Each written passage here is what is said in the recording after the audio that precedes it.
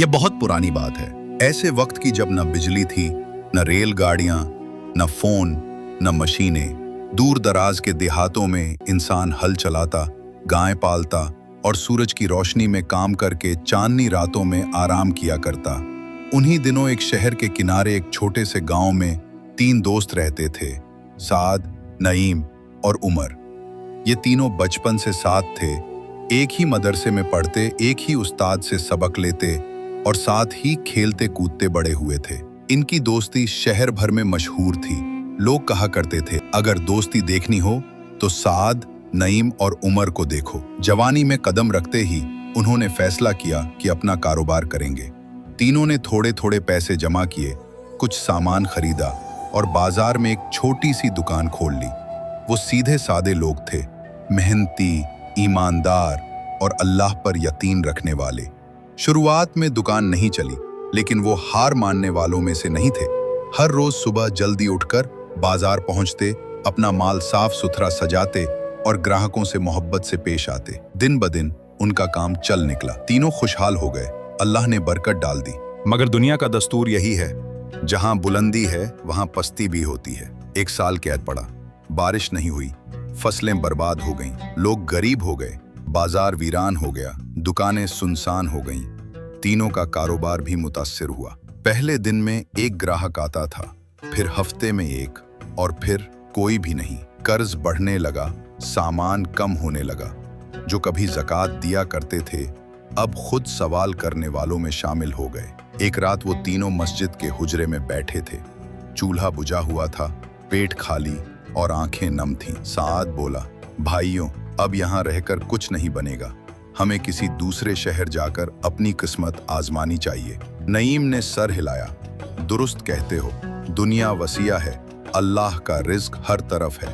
उमर बोला, तो फिर कल ही सफर की तैयारी करते हैं, जो थोड़ा बहुत बचा है वो साथ लेकर चलते हैं। अगले दिन तीनों ने अपने थोड़े से कपड़े, कुछ खुश्क राशन और एक छोटी सी रकम साथ ली। घोड़ों पर नहीं, बल्कि पैदल, अल्लाह का नाम लेकर, दिल में उम्मीद लेकर सफर शुरू किया।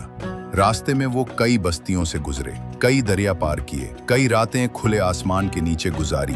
दिल मजबूत था मगर पेट खाली था। एक दिन वो एक घने जंगल में पहुंचे। सूरज ढल रहा था, परिंदे अपने घोंसलों को लौट रहे थे और हर चीज पर सुनहरी रोशनी बरस रही थी। नईम अचानक रुक गया। वो देखो, कुछ चमक रहा है। तीनों एक झाड़ी की तरफ बढ़े। मिट्टी हटाई तो उनकी सांसें थम गईं।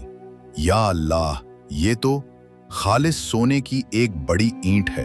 वो वहीं साकिट खड़े रह गए, एक दूसरे की तरफ देखा। फिर नईम सजदे में झुक गया। ए रब्बे करीम, तेरा शुक्र है कि तूने हमें मायूस न किया। तीनों ने अल्लाह का शुक्र अदा किया और तय किया कि इस सोने को 3 बराबर हिस्सों में बांटेंगे। अब न फाका रहा, न भूख, न गुर्बत, बल्कि अब वो अमीर हो चुके थे। इतने अमीर कि फिर कभी काम करने की जरूरत ही न रहे। मगर वो भूखे थे, जिस्म थके हुए, पेट खाली।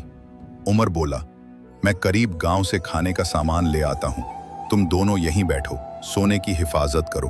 वो कुछ पैसे लेकर रवाना हो गया।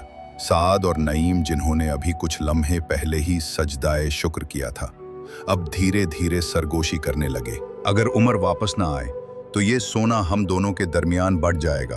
2 हिस्से 3 से बेहतर हैं। शैतान ने वसवसा डाला, लालच ने अक्ल पर पर्दा डाल दिया।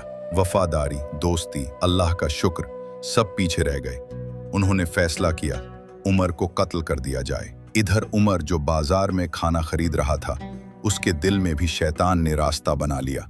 क्यों ना इन दोनों को जहर देकर खत्म कर दूं, फिर सोना सिर्फ मेरा होगा। उसने खाने में जहर मिलाया और चल पड़ा। जब वो वापस आया तो साद और नईम उस पर झपट पड़े, उसे मार डाला। फिर वो दोनों बैठे, खाने के डिब्बे खोले और निवाले लेने लगे। मगर चंद लम्हों बाद एक ने पेट थामा, दूसरे के मुंह से झाग निकलने लगा, सांस फूलने लगी, आंखें उबलने लगी। जहर, वो तड़प तड़प कर मर गए। अब जंगल में सिर्फ सन्नाटा था।